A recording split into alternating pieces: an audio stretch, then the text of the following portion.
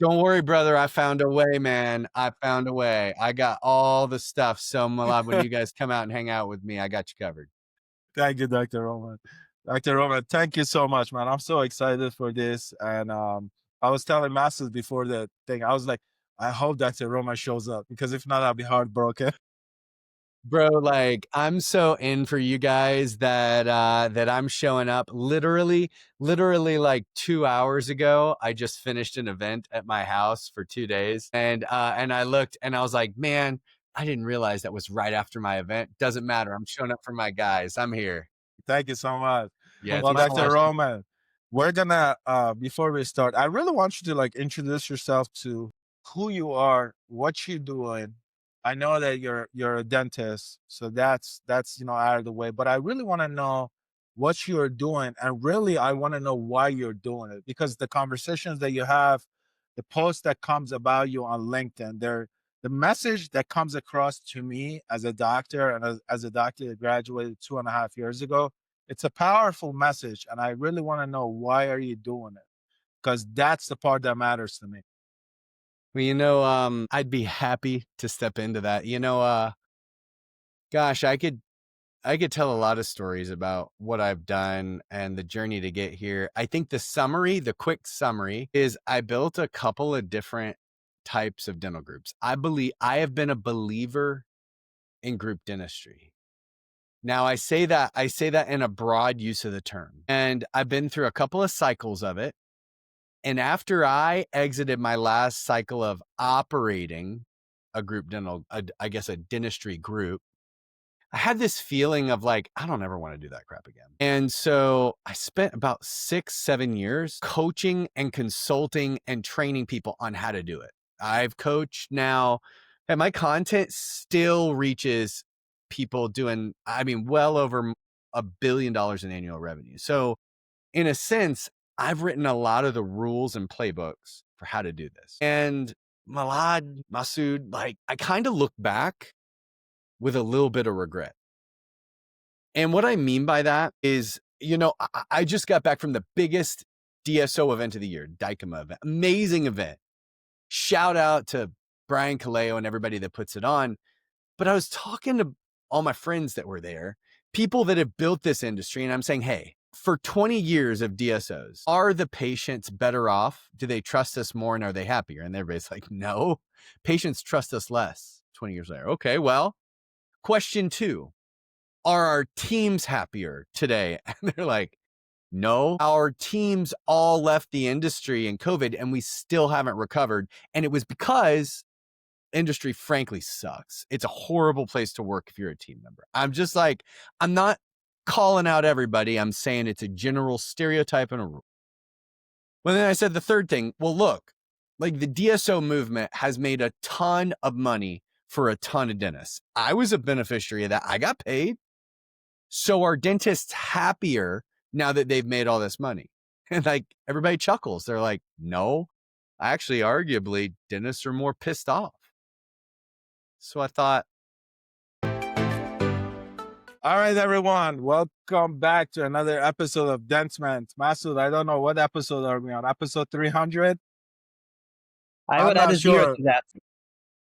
That's what it feels like, man. I feel like we've been doing this way too long. And it's only been 8 months. But today I am super, super excited because I got somebody. I actually asked Sarah personally. I was like, I want Dr. Roman on my podcast because I can relate with this gentleman so much.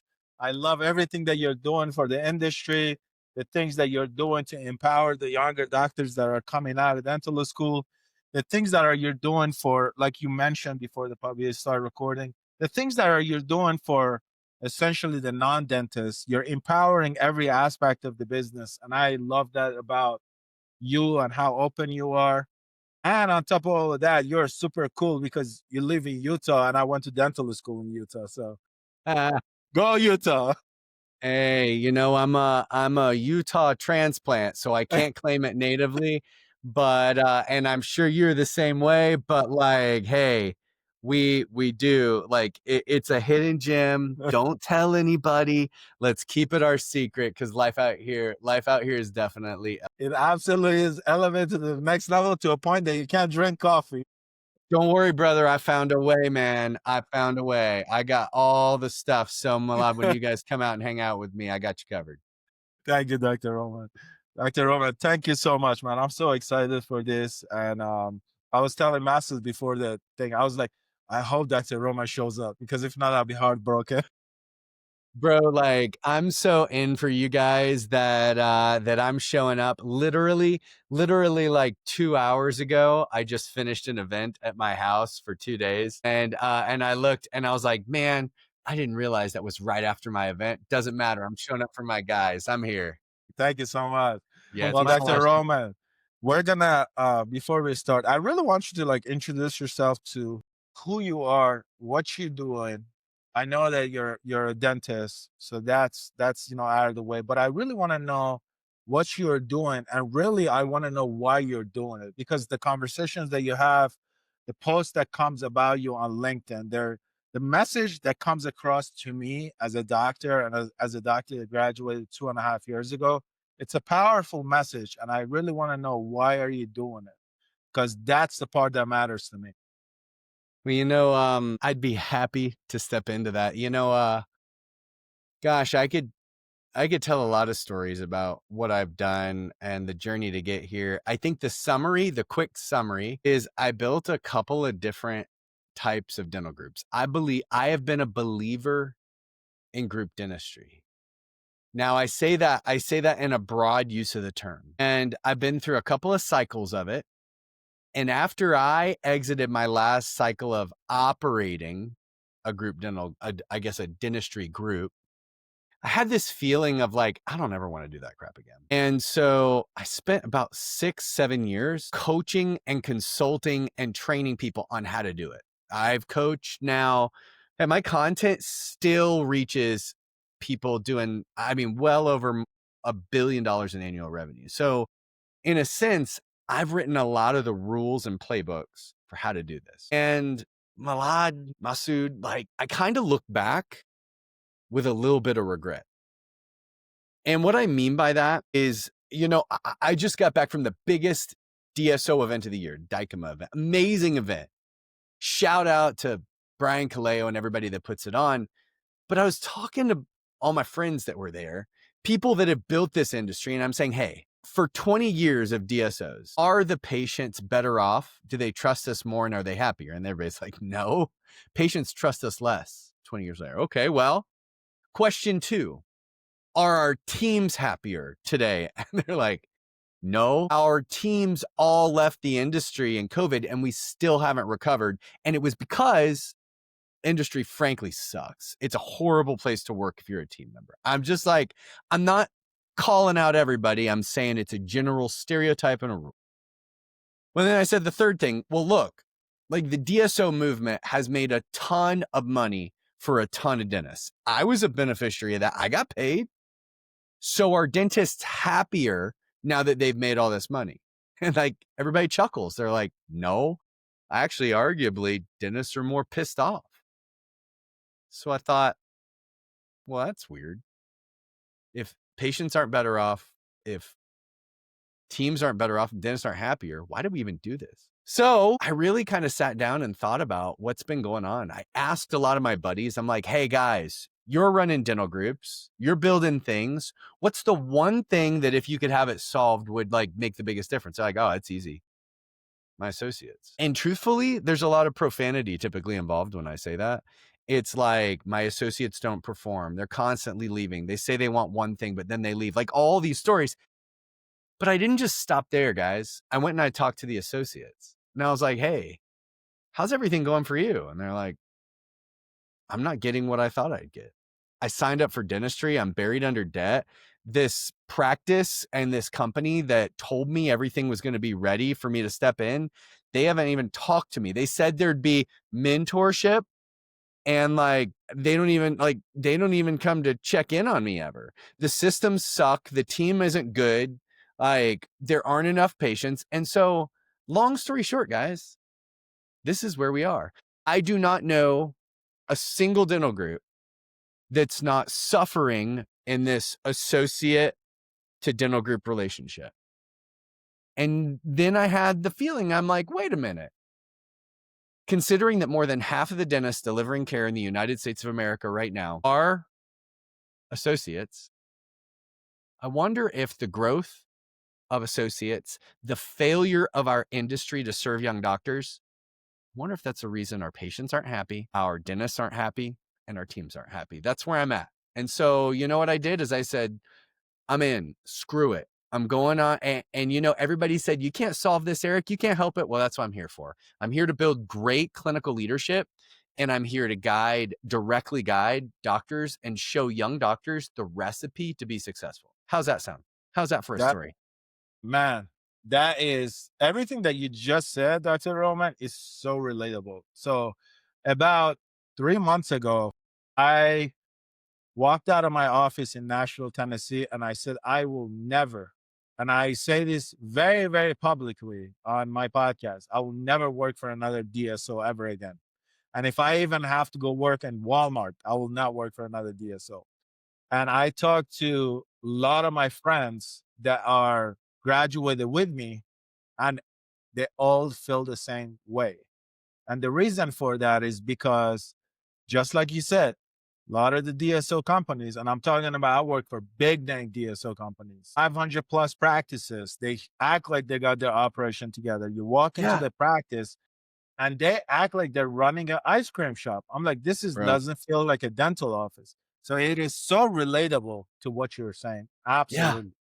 Almost sometimes even the bigger, it's like the more disconnected, you know, and you know, the irony that I've learned is they're spending a ton of money. They're spending a ton of money trying to take care of you. And yet they're still not delivering. They're still not giving you a reason to be there and to stick. It sucks, man. And you know what? Like I say this all the time, we've all been lying to each other. Like the lie that they told you is they said, don't worry, Dr. Milad, we got you. All you have to do is show up and do great dentistry, buddy. It's all fine. We'll take care of everything else. Bull crap. You didn't take care of pretty much anything at all. You put all the pressure on me. And then listen, honestly, I don't blame them though, because they really thought that's what they could do. That was like aspirational. It was what they should have said is, Dr. Milad, what we really hope, but we aren't capable of actually figuring out is that we make it really easy for you to be successful. But the truth is we're going to treat you like an employee, and that's will be your first job. And then you're going to go to somebody else, have the exact same experience. It's just going to be a different flavor. You talked about ice cream. And then you're going to go to your third job and you're going to be like, oh, I must have just made 2 bad decisions. And you're going to realize, even though the third job totally looked different, it was the exact same thing. And then you're going to say, screw it, I'm starting my own practice. And you know what they did effectively?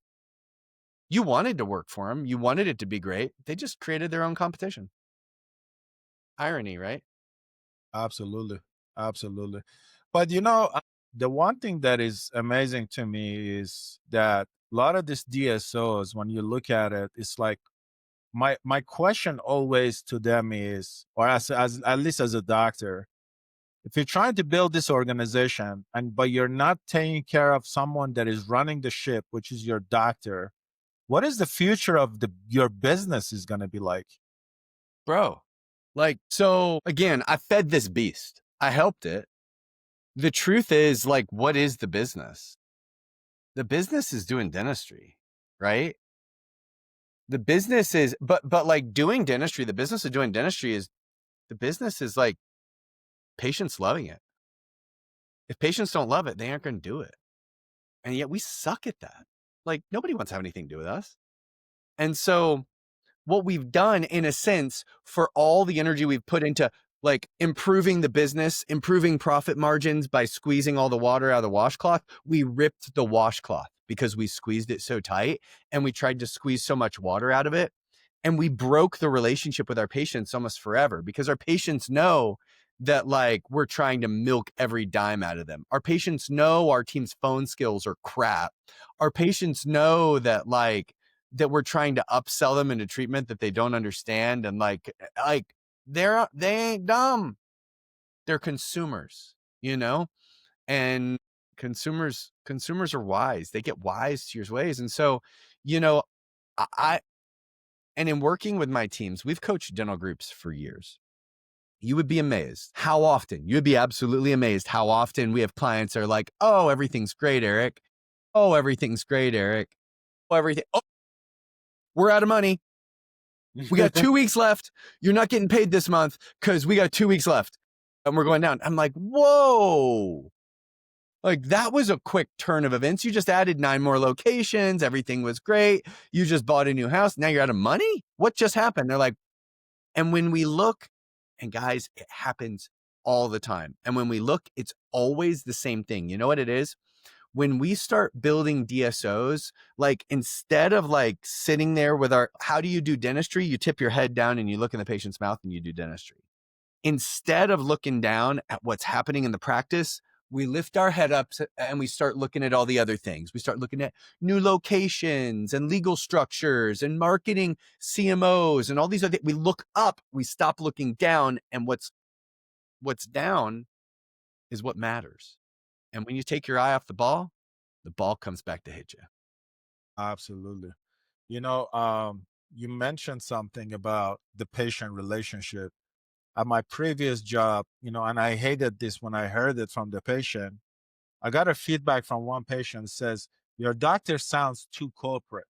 And I knew that I was like, oh, the effect of the corporate is having a real negative impact between the experience that I have with the patient. And I can really understand why the direction of dentistry and that patient relationship is going in down the avenue that they will have no return. And I think that long term, the industry will pay the price, because even the patients are walking away from the DSOs and saying, I don't want to go to this because this doesn't feel right to me. Why do you think, why do you think that the DSOs are creating this culture around dentistry? They know that the effect of it is negative. They know that. So what is their agenda for pushing that if they know it's negative for what it is, the patient care? Because the patient care is the most important thing for our industry. So why do you think they don't care about that? Is it just the business? Is it the money? Like, why is that? Why is the most important part of dentistry they walk away from it? Well, I'll give you two reasons. So like from a general sense, why don't they care? They've only got a 3 to 5 year timeline. They're not thinking long term. And so their job is to make this look good enough on paper so that they can get paid. The interesting thing like in life is you just got to follow the money, right? And at the end of the day, when our investors, like dental groups are really built around Wall Street infusing capital in the industry. And again, I'm the beneficiary of it. This is the horse. The horse knows. But at the end of the day, like they're passing this off in a couple of years to somebody else for a return on investment. That's the goal. And they just got to get to that. It's a race. Can I survive long enough and like push my numbers enough to be able to get my butt out of here? That's really what it comes down to. So it's short-sighted. It's like, absolutely like, hey, I hear that you're corporate, but Milad, I got another one. If you won't do it, I'll pay somebody else, minimum wage for this job for them to do it. Like, it's okay. Supply and demand. And so that's the first reason, is it's just short-sighted nature, right? But there's another reason. And the other reason we have this problem is because nobody knows how to make appreciable change in behavior in the operatory. That's the other thing. Everybody I know knows this is a problem. Like, how do we predictably, consistently build trust in our relationship with doctors, with associate doctors, and how do we consistently develop them? I say it a different way. The thing I talk about, what I built is I built the recipe. And what I realize when I say that to people, I'm like, hey, I ask every company I encounter, I'm like, well, do you have a recipe for how a dentist can be successful in your environment? Yeah. I ask every dentist, do you know? And Milad, you and I were talking earlier, and like you said, hey, I know how to do a crown. You're right. It's not really a part of the recipe. There is the basic set of skills and knowledge that we get when we go to school. The thing that gives you your license, which honestly is like, you paid for it. That's it. On the other end of the spectrum, there's deep business knowledge. There's like P&Ls and marketing and development and things like that. That it's true that not everybody needs to understand those, But in between, there's the real world of dentistry. There's the concepts of like, how do I actually get someone to say yes when I'm presenting treatment? How do we convince patients to come back, right? What is like a valuable way for me to speak to my patients so I don't sound like I don't care or that I'm corporate, right? And the truth is, those are not things that dental school teaches. But when they're not things that the private practice world has built a recipe for or been willing to teach, like nobody touches it. And then the last thing I'll say is that one of the things that DSOs have become scared of is they say, well, Milad, we give you autonomy. It's the biggest pile of crap ever. Like, do you want autonomy or do you want the best practice? I want the best practice. When I was at that stage, I'm like, listen, I don't want somebody to make me into a robot and tell me what to do. But what I want to do is I want to know the best behavior. And I want you to train me, guide me, and hold me accountable for being exceptional. So I guess maybe the thing I'm saying, bro, is that I'd say 95% of dentists have no idea how to become exceptional. And it ain't your crown margins. It's just not. There's more to it. Those are my reasons. And Dr. Eric, like every podcast that I get on with dentists, especially those who have been exposed to the DSO space, everyone's complaining. Like, what's the main reason for that? Like, why is it that the industry is kind of backwards and the main people that are this, like dentists are the center. The dentists are the ones that they bring the money in, they make a business out of it, they make a whole industry.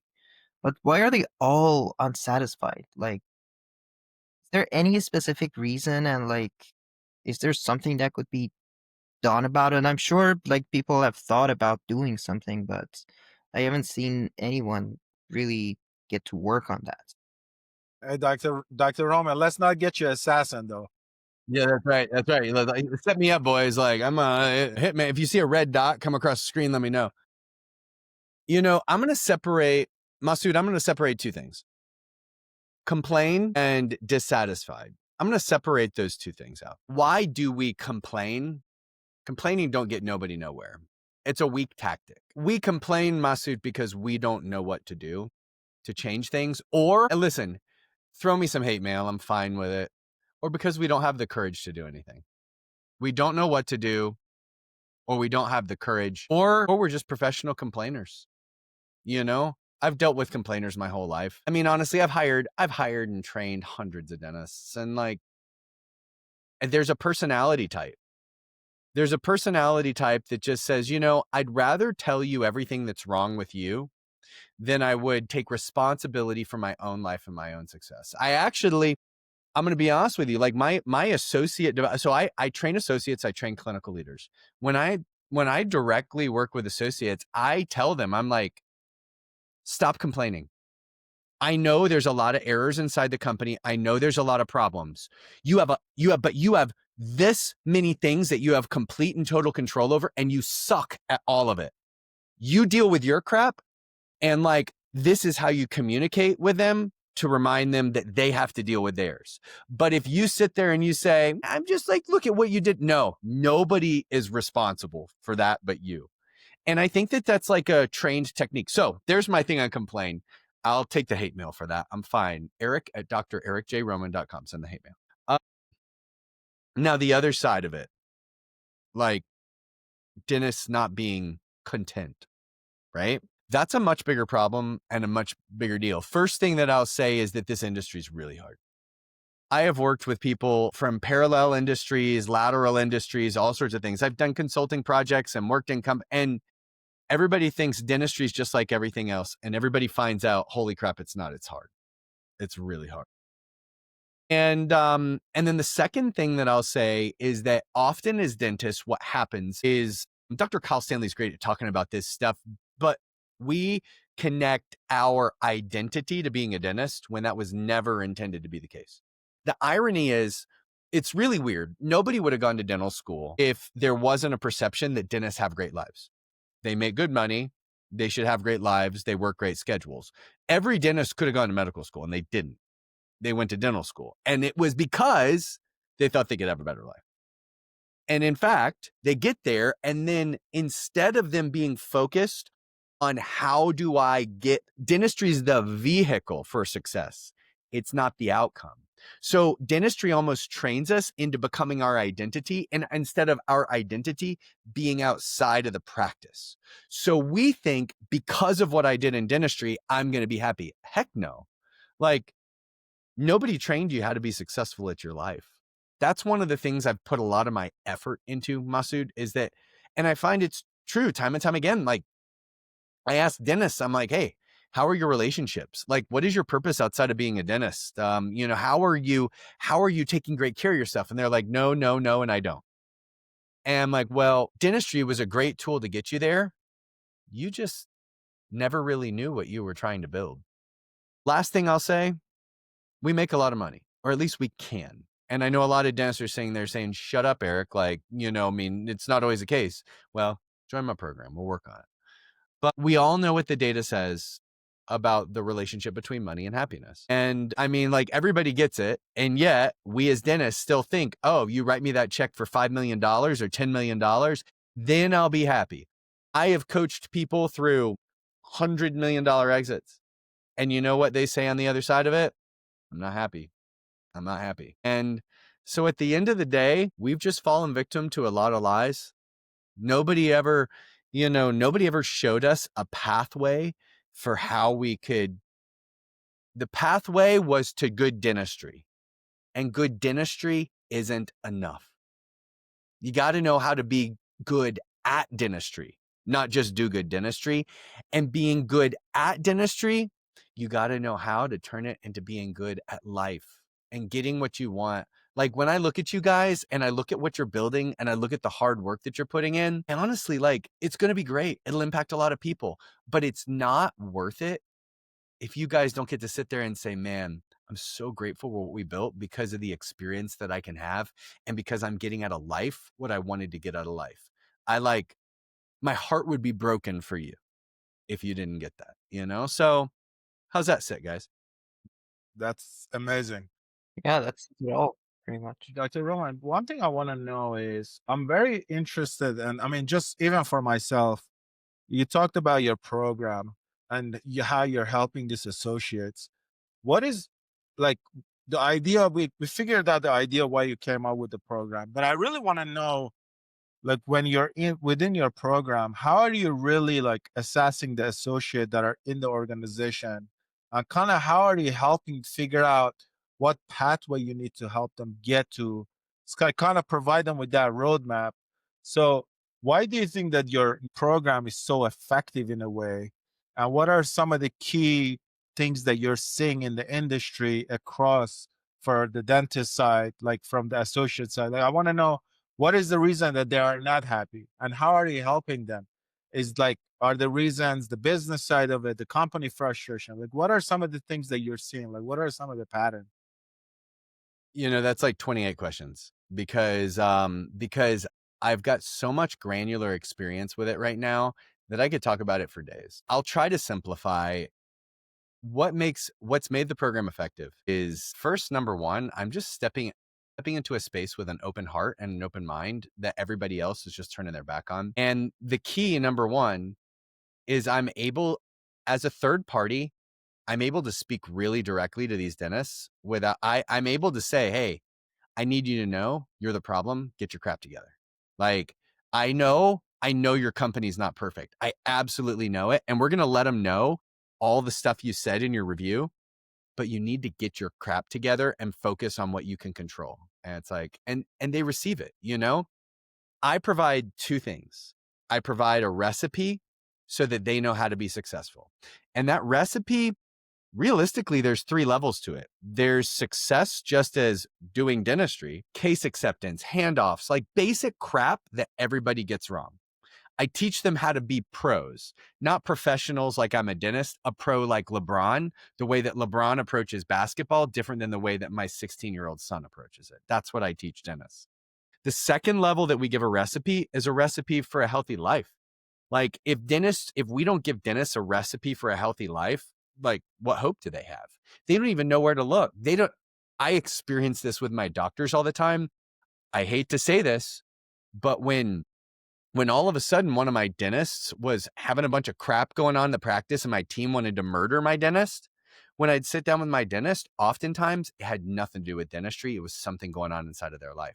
I teach them how to manage that and how to be aware. The third level is in general leadership. When you signed up to be a dentist, you signed up to be a leader for your entire career.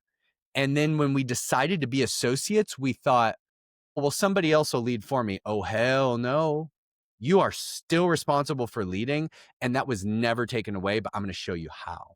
And leading has nothing to do with the clubs you started or the team sports you played in. That is not a recipe for business leadership. I'm going to show you what that looks like. So recipe, and then the rhythm. We've got like a recipe alone isn't enough if we leave it behind. Every 90 days, we come back to that recipe and we assess. Milad, where are you right now? Okay, Milad, you know the recipe. Let's assess where you are. What would your team say about your performance right now and where you're at, right? How much time are you willing to allocate to getting better? And then when you reinforce that recipe over and over and over again through the rhythm, we get movement, and things happen. So that's how I'm getting results. But you had like 19 other questions. So what's the next one you'd like me? Well, the next one I want you to answer is if this leadership stuff, so when I went to undergrad, my path was completely different because I hated the science path. I ended up doing undergrad in business and management and then some minor public health. And so I got some early on, like, hey, like this is how leadership works. This is how business stuff works. This is like maybe a multi-gazillion dollar question. I graduated dental school with literally zero knowledge of anything. Like you go to these courses, head and neck anatomy, pharmacology, all these things. Why don't these dental schools in year of 2025 that they know what's going on, why don't they include one or two classes just saying, hey, when you transition out of dental school, you need to know how to be a leader in the industry. Why is that such a disconnect in dental school? Because, because the people that are in there and that are teaching you inside the schools because oftentimes they couldn't lead out in the private practice. Is that a possibility? Did I just say that out loud? I'm getting more hate mail now. Listen, I'm not saying that in a mean way, but we know what academia looks like, bro. We know that academia and the joke listen, I teach people, those that can do, those that can't teach. I get it. Like, it's a joke, but it's only half a joke because it's often true. And here's the other thing, the Council on Accreditation and all that stuff, they barely have enough time to teach you how to be a decent dentist. They don't, like, they have to ask the question of what has to give, and that's what has to give. And so, like, and like, you were just happy to get through. So I get it. Like, but my man, like, it's going to be a big additional curriculum for us to get there. It's going to take us hours, days, weeks, months of like training and experience to be able to get to where we need to be. But like, back to the simple piece of it. Nobody's willing to agree to a recipe. I'll tell you something else. Most of the crap, I had like, 2 classes. They were my favorite classes in dental school. It was around business. And they taught me a bunch of lies and a bunch of crap. They didn't teach me much at all. It certainly wasn't real world knowledge, right? And so, who are the people that are best prepared to be able to teach? And then we have another problem. I'll tell you one more problem. Half the people that came in to teach me about the business of dentistry pretty much came in to tell me DSOs are the devil. Like, don't you dare work for a DSO or you're going to die and they're going to eat your kids and all this stuff. And then, the crazy irony of that is like there was so much anti-DSO, anti-group sentiment. And yet the majority of the people in our dental school class still work for DSOs. It's so weird. So it's almost like everybody's all just pissing into the wind and we're sitting in the middle of it, And so it's like, it's a hot mess. But what you're saying to me, you're saying, Eric, what would it look like for us to build a curriculum that dental students could consume with truth, like while they're in school? Like, and listen, like you tell me, Milad, let's do it. Because what is a dental student willing to do over and above? I don't know. I know. I just met with students from Roseman, the University of Utah.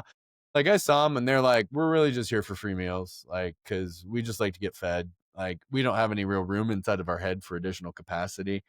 And so, you know, it's a hard thing, but bro, if you and I know how to, if you guys want to help me solve it, I'll solve it in a heartbeat. I get it. But yeah, like so I think I pointed out 4 problems inside there and they all Yeah. suck. Yeah, for sure. No, well, as we're building this platform of Dentment, me and Masood, one of the things that I discussed with Masood last year, and we're kind of working on the development side of it. I said, Masood, the one thing it's for me at least, is that one of the things that I wanted to do was, hey, because, last year of dental school, your load kind of ease up. You don't really have a whole Mhm. lot of studying to do. So as part of something that we're doing on Dentment is we really want to put business courses together. The things we talked about is like, I want to be able to be a source of like, hey, go to like professionals, like yourself, like other people, and just really say, hey, provide us material that we can load on our platform so these dental students can really, really come on and just study the game of leadership. So when they transition out, they really have some sort of, when they go to these DSOs, one, they're going to be a better leader, right? Because they study the game, they know what's going on. And number two, that, like you said, they're going to be I want to be able to like teach them. That's why, like, in one of the area that we covered is like pre-dental students, because I think it's so important to start that early on to be able to plant the seed. And that's why, as part of our platform, we really did that. We wanted to start from that pre-dental students and work our way up. That's really funny. I'm gonna ask you a question, right? Like I'm gonna ask you now. I want to ask you a question because I love your concept there with the pre-dental students. And like, so one of the things I've thought about, what is it that you didn't know about dentistry as a pre-dental student that you wish that somebody had told you? The most important thing, Doc, is that for example, for myself, right? I think a lot of people, like as a pre-dental students, I think they get into this idea that dentistry is the way of life, and they don't really know what's behind that door. They don't understand. Like you said, I want to get into it because I'm going to have a good life, but they don't understand. Are you truly, really doing it because of the money, or are you doing it because you have a passion? Mm, And I yep. think if you're able to kind of talk to them about that early on in their career, it's going to really truly help them before they get into that dental school. They pick up that $500,000 debt. Are you really committed? Are you doing it because you're passionate, or are you just doing it because you just want to do it because your mama told you that you have to do it, right? Yeah. She's so And proud of you. so that's really why I wanted to include the pre-dental students into the conversation in the platform, because I want them to be able to early on, because when I was a pre-dental student, I would go to all these different doctors and talk with them, right? So I wanted to be able to say, hey, how can I connect these pre-dental students to 20,000 other dentists that are practicing? So imagine how much more they're going to be empowered, feel left up, and really truly help them figure out the direction where their life is going to go. Because if you can help them with that, then they can ask themselves, do I really truly want to do this? And if not, then hey, before you put yourself into that kind of depth, you can redirect your life and start doing something else. And that was the goal for me.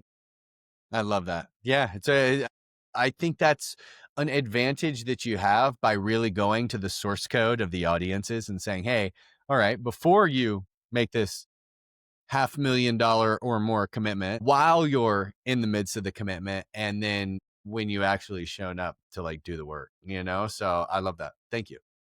Absolutely. Yeah, I think it's important for the industry, because there are three things that I always heard in the dental industry since I graduated. There was one is, wow, there is need to be more of a mentorship. So they're not offering it. So how can I offer that on a larger scale? Number two is, well, there is no community for the dentist. Okay, how can we address that? And number three is, how can we help the dentist take over the control of the industry that they work so hard for? So when they're exiting out of these bigger companies, the dentist is actually benefiting from it. That's going to lower the stress level. So that's really what my goal is ultimately. I think this is the area that my focus is right now, trying to figure that out, figure out what is theirs. Hey, can we talk about mentorship for a moment? See, I feel like I'm like asking all the questions now. You know what's funny is like you bring it up a ton. It's a cornerstone of what you do. And you ask me, like, what are all the failures? Well, everybody sells mentorship. Nobody knows what it is or what it actually looks like. One of the things I've been investing a lot of time in is training people in how to mentor. Not just that, though, training young dentists in how to receive and go after mentorship. So it's like, it's just a word until somebody defines it. And the more granularly that we can define what the mentorship experience looks like, you know what's really funny? I have companies pay me to come in and they're like, hey, help us to improve our mentorship performance. I'm like, great. So like, let's meet all your mentorship doctors. And I sit down, like, so, you guys are willing to like reach out and communicate one-on-one and talk. And they're like, no, I'm not really willing to do that. I'm like, oh, well, this is why mentorship's not working, right? Like, and they're like, well, wait, hold on. Like, what are the expectations for me being a mentor? I'm like, well, you're going to have to do that in time when you're not treating patients. Typically, that you're going to have to like set aside, like, well, but won't my production go down? Yeah. Yeah. Well, will I get paid as much? And like, it's all very unclear. How do we make this work? How do we compensate for it? And then how do we follow up? How do we build it? So at the end of the day, I remember when I was graduating, it's like I'm on my way to 20 years post-graduation. I remember like what do you all want? Well, I just want good mentorship. I just need a good mentor to teach me what to. Yeah, I wouldn't have known how to be mentored. No clue. No clue at all. I might not even be good at being mentored today. I don't know. Am I a good mentee? I don't know. Good question. Come on, Dr. Roman. Come on, stop being humble, man. You're saying that as you had 20 people in your house the whole weekend. Yeah, that's a really good point. But Touche. no, Yeah. Milad for the win. but no, I was like, come on, Dr. Roman, stop being humble. It's okay. Do you, Dr. Roman, the one thing that I always ask dentists, and I think Masood can kind of, tell you that too. Do you believe that the biggest issue that I believe that exists for, I mean, maybe for myself as well, I'm going to speak for myself. I think sometimes our head gets too big for what we do. And I think our ego clouds our judgment because we like, oh, I went to school, I know it all. And then you turn around and you realize that, like you said, the problem is the doctor and not everybody else. So what I want to ask you is that for the younger doctor that is graduating out of dental school and they come out of dental school, what is your advice to them to really let them know, hey, you got to manage that head of yours, not getting too big, staying humble, staying in the game, and really like not letting your ego clouding your judgment. And if they don't have an ego, that's great. You can correct me if I'm wrong, but I really think that that's one of the issues as well. What is your advice? How would you address that? First, there's a lot of wisdom in what you just said. The way that I say it in a very kind way, and that might not be very kind, is that dentists are the biggest problem in dentistry. It's most of the word. If dentistry's got a problem, dentist makes up 90% of that word. It's probably the dentist's fault. And, part of doctoral education traditionally has been superiority. It's that I have the degree conferred to you says that you do tend to know more and have a specific set of expertise that other people don't have. But the unfortunate part of the process is that oftentimes what it does, look at like dental schools are very similar to like military training. We break you down and we build you back up in the model of like what we want you to be, which is a dentist. And oftentimes like what we're doing is we're giving you a God complex, a superiority complex. You are oral God. You have a degree, you're a doctor, you are a dentist, you are the God of oral cavity. And one of the things that we spent, like, that was actually in training my doctors, in hiring doctors. I was really intentional about that. I said, listen, what I need you to know is that that person that's handing you the instruments is not inferior to you. In fact, they may actually be smarter than you. The only difference is the decisions that you made and some of the opportunities that you had and some of the choices along the way. And so if you treat your patients like they're inferior, if you treat your team like they're inferior, this is going to be a horrible road for you. Or maybe another way to say it is, you aren't capable of working for me. Because, like, we're all just humans. We have different beliefs, we have different training, we have different choices that we've made, but at the end of the day, we're all just humans. And right now, I actually think that we're paying a big price for that, Milad, because I talk about this a lot right now. 25 years ago, 30 years ago, when you had a question about teeth, you went to your dentist. They were the expert, the source of the information. Today, you do not go to your dentist. You ask YouTube, you ask ChatGPT, you ask Google. The dentist has pivoted from being the expert and source of information to being simply a guide and support. And we have to let our egos go to step into that new role. Society's asking us to fulfill a new role. And that's what we have to let go of. So, brother, like, I understand why we have the egos. And I'll say one other thing about the ego. We think because we happen to know a lot about dentistry that we know a lot about everything. Because we won every test, like, we fought to get into school, we fought to get out of school, we fought for all this stuff, and we typically won. And now we come out into the world, so we think that we're going to win at everything. So I'm a dentist, so I've got to be a really great real estate developer. Turns out I'm not. We're wonderful investors. Like, we've got to be the best investors in the world because I am a dentist. We have this complex of, like, we're smarter than everybody in the world about everything. I'll say we're like, why can't my team do it? If I had full time, I would figure out how to do it. Like, no, you might actually really suck answering the phones all day, no matter what you think. And so, I think for us to just kind of take a step back and recognize that our education, it does give us some very specific knowledge. It does give us a unique title. It does give us the ability to do something that the public needs that's uniquely our own, but it doesn't make us superior human beings. That's amazing. As I was taking, I have a bunch of flashcards and I take notes. So the biggest thing I took away, dentists are the problem. That's essentially the conversation. That's the dentists are the problem. They say if you don't want to get a divorce, don't get married. That's right. You know what? And you know what's cool about that, Milad, is that if we really as an industry approached it that way, because what are we doing? We as dentists, we're pointing our fingers at the big bad DSO who's ruined everything. Heck no. Shut up and go look in the mirror. I'm owning it. I'm owning my contribution to things being the way that they are, and I'm trying to do something about it. And so maybe when we say that, like, if you're a dentist, you're the biggest problem in dentistry, like, and that's a challenge. Like, you're the right person to be able to make this change. And you know what we talk about when we talk about other industries? We talk about medicine. Look at what medicine allowed to have happen to them. And now nobody trusts it, right? Well, guess what? Your dentistry, because you're a dentist, pull your pants on and let's go. Let's do some work and let's change things. Hopefully the hate mail is gentle and, and kind, but I actually really am grateful that, what we need, Milad, is we need a new movement. That's what we need. We need a new movement of like, we're not taking dentistry back. We're not trying to get rid of the DSOs. I think the groups are still the future, just a different type.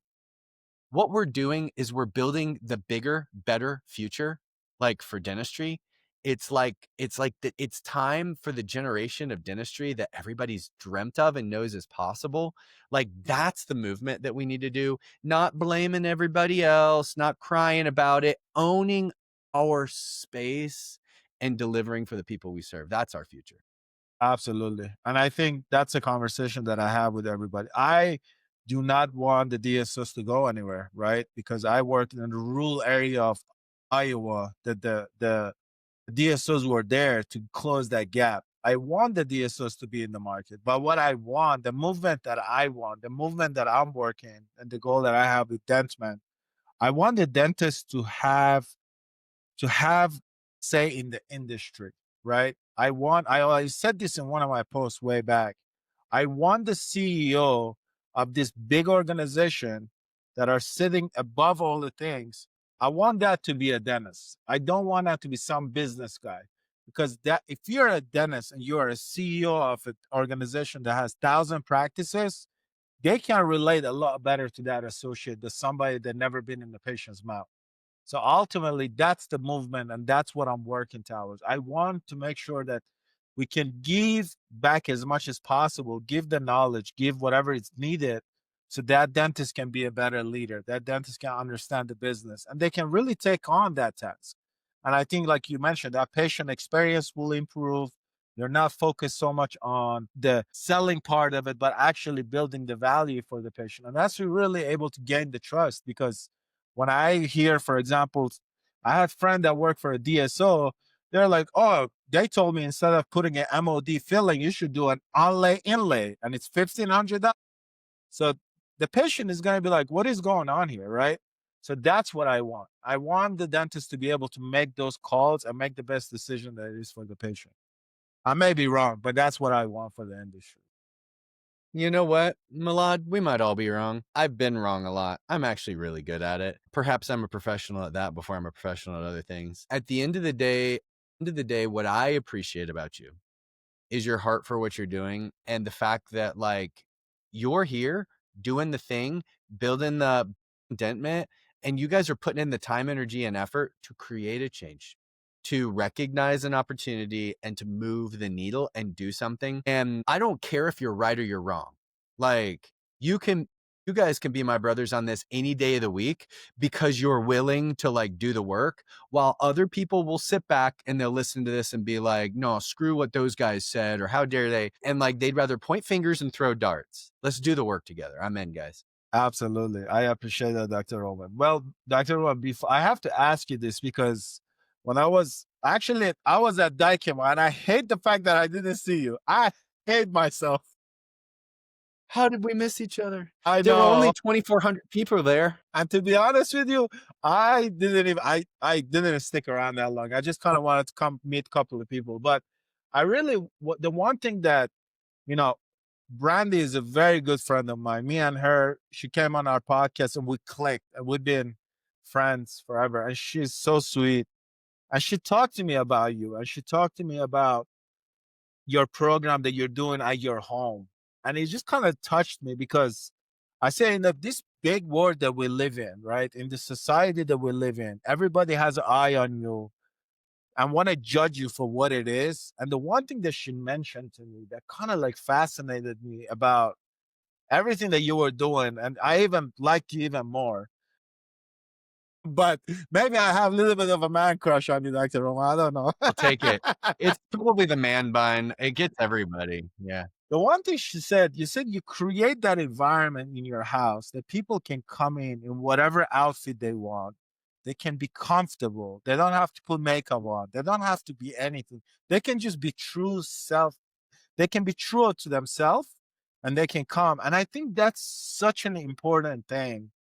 Where did that idea come from? Like, I just really want to know, like, what was the motivation behind? First, thank you. And, what you're saying, like, different than everything I do with associates and clinical directors, honestly, it's kind of like a secret society I built, just a small group gathering of select people that are looking for genuine connection with other people inside of this industry and whose customers are dentists. So we have some DSO operators, we have software company founders, we have a lot of coaches and consultants, we have accounting companies, like all these. And really, at the end of the day, what I've recognized is that, we all deserve spaces where we belong.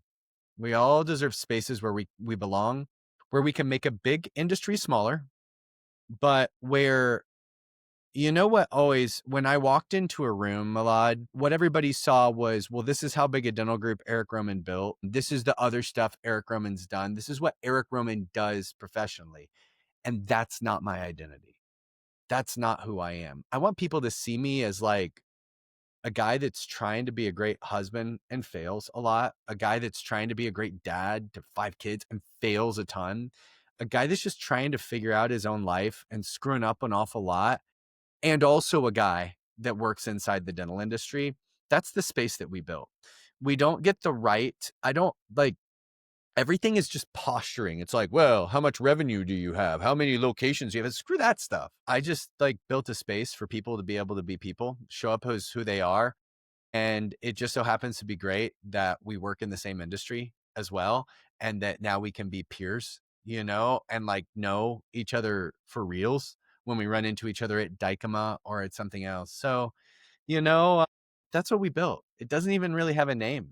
And it's just a like low key sort of thing, a meeting of minds every 90 days to just come together and be able to share. So I appreciate you bringing it up. And I got to be honest, I'm always surprised. I literally, we just closed it out a couple hours ago. I don't know what quarter this is. It's a second quarter, third quarter version of it. And third quarter, it's third quarter. And I remember I just had a moment at the end when we were going through and we were all sharing like just the experience. And I was just kind of taken back a little bit to sit in and realize like it just creates value and it's alive. And I really give thanks for it. So I appreciate you mentioning it. Absolutely. Well, Dr. Roman, I think, you know, um, the one thing that I'm grateful for is that when I meet people like you are the reason why I get motivated every day to kind of follow the passion that I have. And the reason for it is because you're doing things that brings value to people. And I appreciate that so much because in the world that we live in, some people just chase certain things that doesn't value nobody. And the fact that you're doing that and you're doing it the right way, it's a motivation for us Mm. and what we're doing to make sure that we're building the maximum amount of value for the industry. I thank you for your time. I really appreciate the fact that you came on. I know you had a long 3 days keeping up with Sarah and Brandy. Amen to that one. Yeah, there's not enough caffeine in the world or in the state of Utah to help me keep up with those ponies, those stallions, whatever you want to call them. So, yeah, thank you. I appreciate your willingness to share your space with me. It's like it's just an honor to be in the room with two guys that are trying to really do things, and so I'm grateful for both of you. Absolutely, Dr. Roman. Well, Thank you, thank you so much, Dr. Roman. Please keep in touch with us. It's a deal. It's a deal. Maybe we'll see you at a future event. For It's sure. count you in. All right, my Absolutely. friends. Thank Thank you you, so Doctor. much. Bye bye. Good day. Yeah.